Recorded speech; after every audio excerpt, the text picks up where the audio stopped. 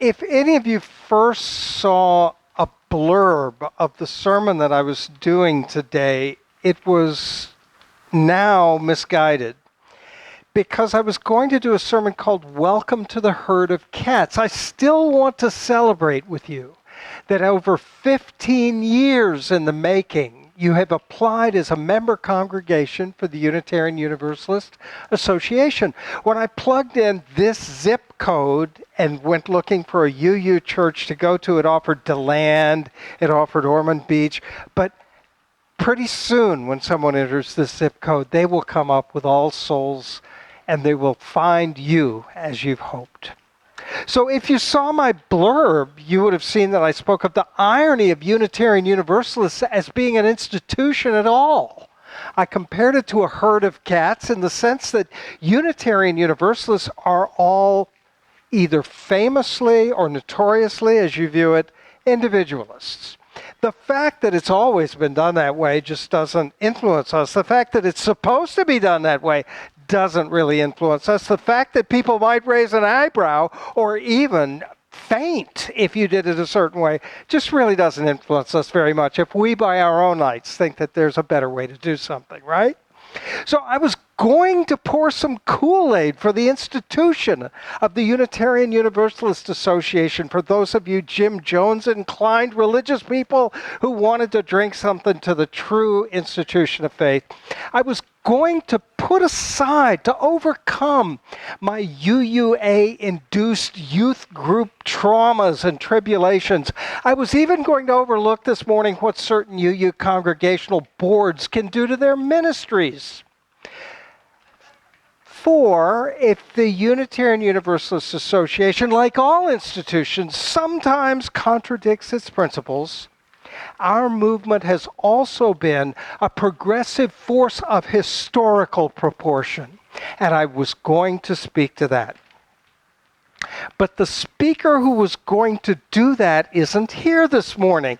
I mentioned that Unitarian Universalists are individuals. Some of us get so individualistic that the person I was last week committed to a speech that the person I am this morning just doesn't want to do.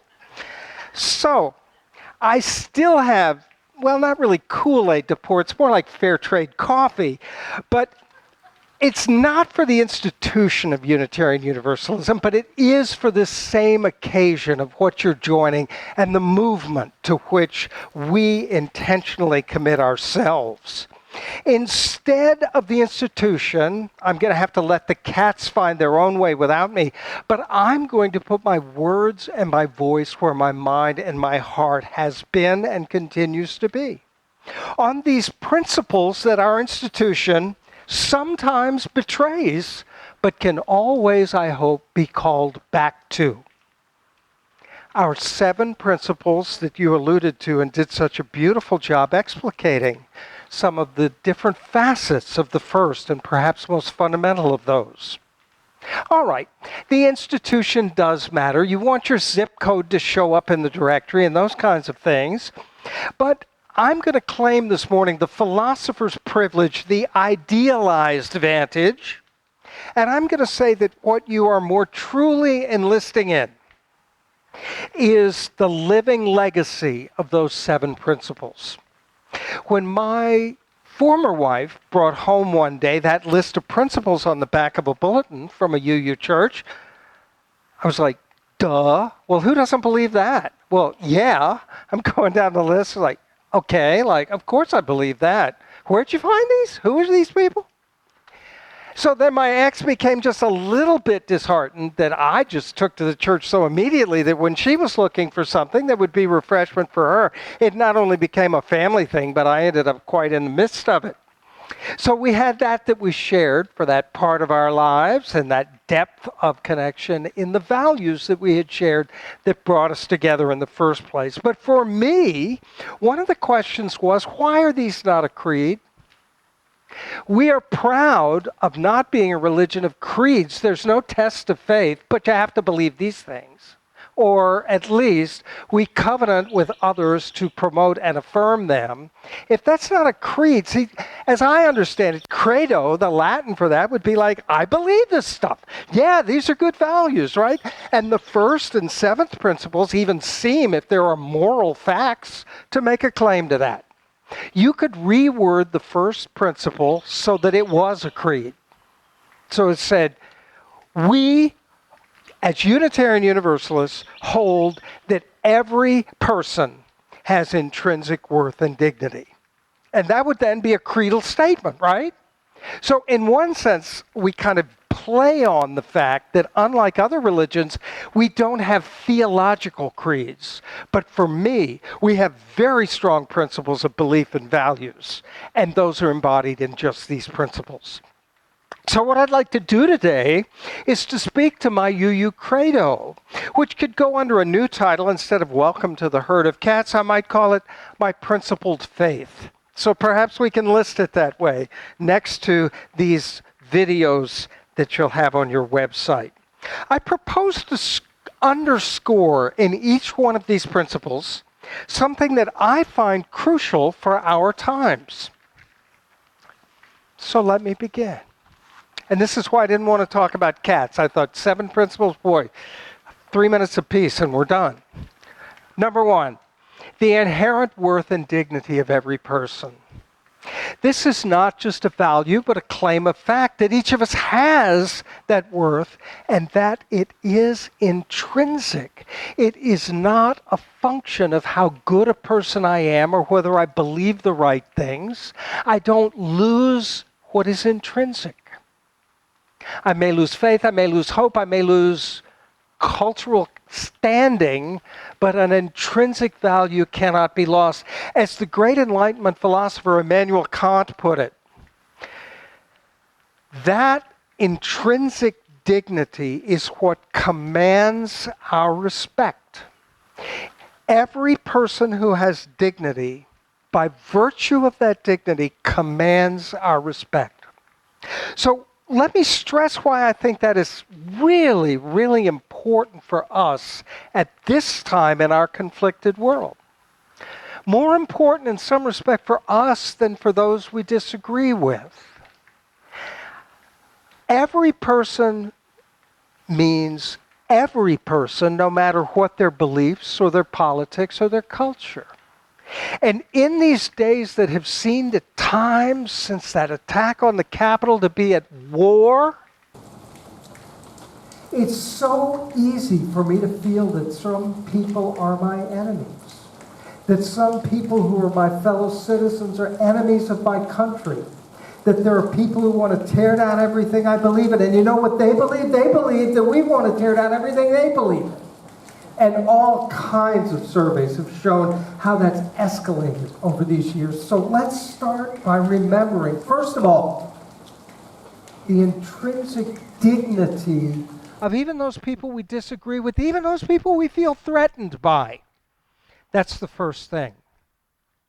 Our second principle, justice, equity, and compassion in human relations, has a kind of a tension built into it.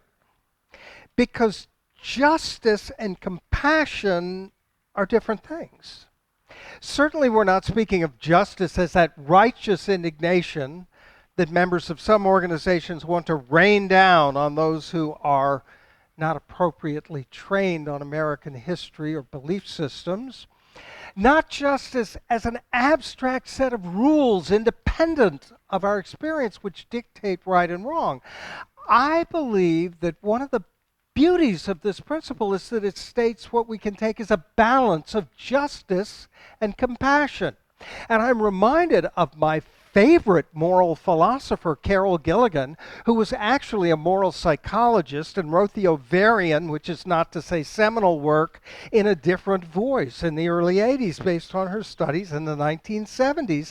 She found that when sorted by gender responses, many women organize their thoughts about morality not in terms of justice understood as an abstract set of rules, but in terms of care understood as a lived experience and context within which our relationships make possible the values that we find or violate in our lives. So for me, that distinction that Gilligan makes between justice and care is embodied somewhat differently, but along those lines here, in justice, equity, and compassion.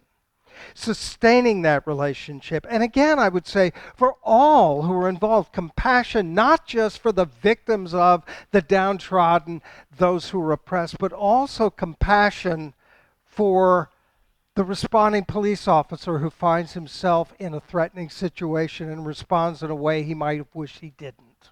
Compassion for all concerned. Our third principle, again, has different elements to it that are in tension in certain ways. Acceptance of one another and encouragement to spiritual growth in our congregations.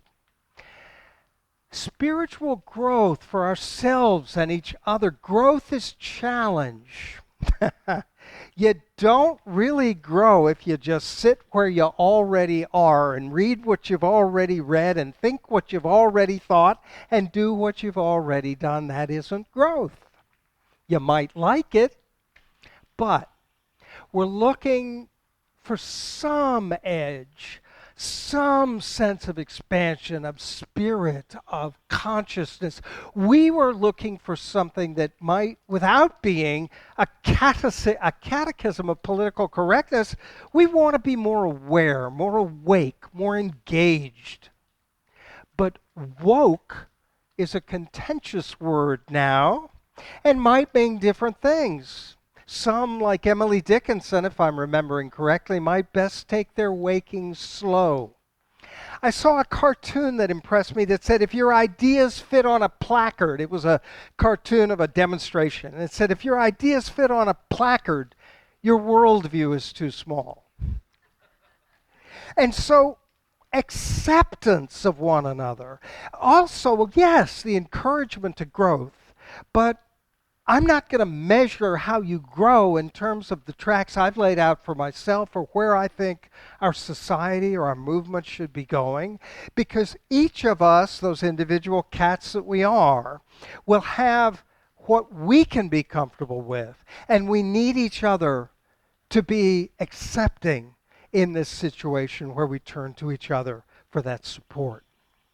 So acceptance of each other, and at the same time, sometimes that prodding to spiritual growth within that accepting spirit.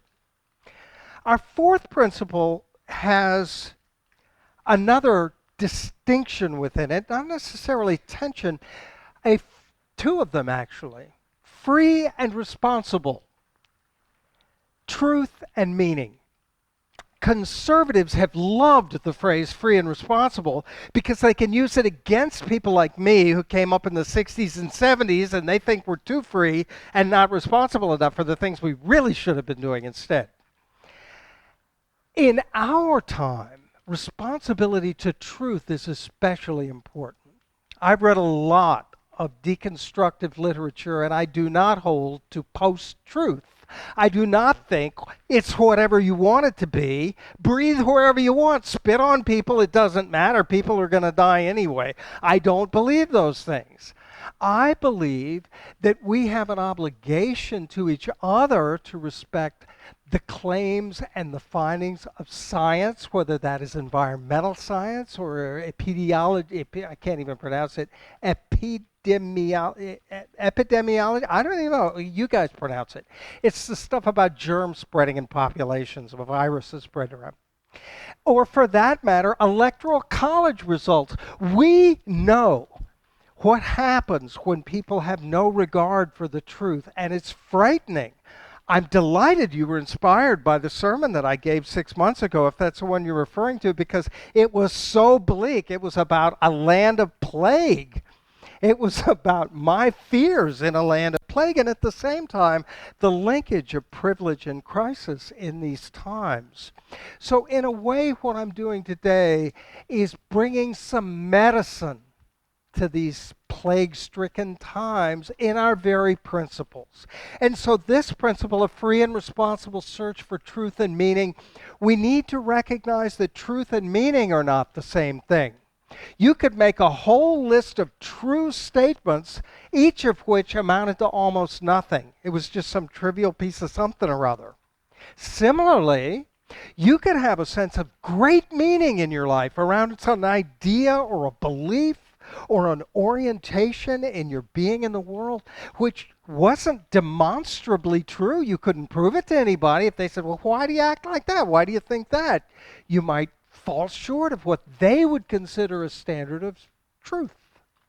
So this is what I want to suggest for our principle. I want to suggest that if we find a meaning which we might call faith, which brings a larger sense of inclusion or purpose to our life or the life of our community, that meaning needs to be responsible to truth in the demonstrable sense. We can't just willy-nilly deny stuff that has been proven to be true. But perhaps then the other side of that has some truth or meaning to it as well. Perhaps in our pursuit of truth, even about matters of science and even about objective things, perhaps truth should be responsive to meaning in the larger sense and not just attempt to consist of statements and independent fact claims, but to always have that vision for the horizon that has always characterized the best scientists and the best thinkers of any field. So our fifth principle involves an outright contradiction because it speaks of the right of conscience and the use of the democratic process within our congregation and society at large. In the democratic process, whoever has the most votes wins, right? Doesn't matter what's conscience and what's not. So we, as Unitarian Universalists, have been on the vanguard of conscience for the history of our movement. We see it today in issues like gender equity, in the engagement with Black Lives Matter and other causes. But for my engagement over 25 years or so in Unitarian Universalism, I've seen it with gender issues particularly strongly, to not only be welcoming, but to be radically welcoming, to be inviting, and to reorient whole institutional practices around that has been part of what we've done, as well as stand in the streets on the side of love. So if it's the case that we've been on the vanguard of conscience, I want to suggest again that we come back to that gentler side, that acceptance, that compassion that I was speaking of before, because the democratic process requires us to seek dialogue, communication, the best possible resonance of meaning with our fellow citizens who don't see things the way that we do. If our country, our community is going to be closer to the vision of our sixth principle, then it will become that because we have helped lead along people who might wake to that vision a little bit more slowly. So I want to suggest that from the vanguard of conscience, we need to be in the bodhisattva, compassionate kind of state toward the people who see it differently, because it's only the activity of democracy that's going to make it real for the streets in which we live. That sixth principle, the goal of world community, with peace, liberty, and justice for all. Some would call a pipe dream, a childish sort of poetic view of the world that a Matty Stepanek might have. And yet, we're not speaking of world government, but world community. And who here can deny the internet, global commerce, global culture? Think of all the global phenomena in which our lives are imbued from the time we wake up to the time we go to sleep at night or don't. All of that falls within what is already ineluctably a world community. And you could think, yeah, but peace, justice, liberty, where's that going? In fact, according to Steven Pinker in his really wonderful and thought-provoking book, Enlightenment Now, these values of 17th, 18th, 19th century Europe that we think of as American values, this liberty and justice for all that's found its way into our Pledge of Allegiance, there are empirical measures that show how much less war there is now than there's ever been. How much less poverty, how many diseases have been cured. So as we are rained down on by this glorious bounty of nature, our human bounty has improved with these times, even though that's not what the news stations think we want to pay to hear. So yes, that's good news, but even better news than that, because Steven Pinker's book still kind of holds it out in the context, as many people see, of the realist about human nature. Of course, it's human nature for us to be in conflict with each other and for us to be greedy and aggressive. But there's a wonderful book by Rutger Bregman called Humankind that came out last year. I was giving it to everybody for Christmas. It's a great book because what he does, he looks back at some of these truisms of research. He looks back at some of these very publicized stories, and he goes beneath those and finds that in many, many, many cases we have been misled about what really happened. He looks at Stanley Milgram's experiment with shocks. He looks at the Stanford prison experiment, the Philip Zimbardo. He looks at the Peggy Genovese killing in New York. He looks at a lot of things, but let me give you but one example. When they studied the muskets that were gathered up after the Battle of Gettysburg, they found that 90% of those muskets were loaded.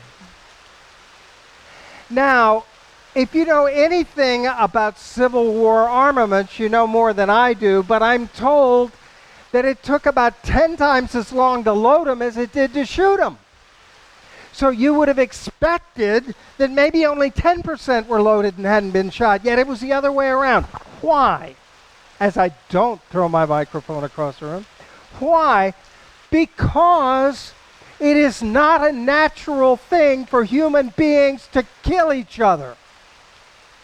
It's not natural, and soldiers don't like to do it. And they didn't do it at Gettysburg when their lives were at stake, and they didn't do it in World War I, and they didn't do it in World War II. And in fact, based on this data, the United States military were completely scratching their heads about what to do, and they had to take a different approach to training soldiers to fight in Vietnam. As a result, we had really well-adjusted killers coming home from Vietnam who were not prepared to be healthy, natural, normal human beings. And I don't mean that as a knock against anyone who's been there. However, the levels of trauma, the disruptions of people's lives, to me, those two factors, look at the Vietnam veterans and look at these unfired muskets at Gettysburg, and that's your window on human nature right there. People have to be twisted to become unnatural in order to do the things that the so-called realist would say is our real nature. Now, given that, I come to the last principle. If we began with the individual, we end with the whole of it. In the first principle, we spoke of the individual's intrinsic worth and dignity, and from there we got to respect. For the seventh principle, we begin from respect. But respect not just for the individual, but for the part that includes us. As it reads, respect for the independent web of all existence of which we are a part. Why is this critical for us? Not just for the environment, but because it says we belong. We are part of something natural. We have a home and a context that has deep spiritual roots. When we go out there on the barricades, when we talk gently and compassionately with our neighbors, when we support each other, when we tend a garden or wander out in a rainstorm, everything we do is in the sheltering matrix of earth in a material universe in a deeply spiritual world.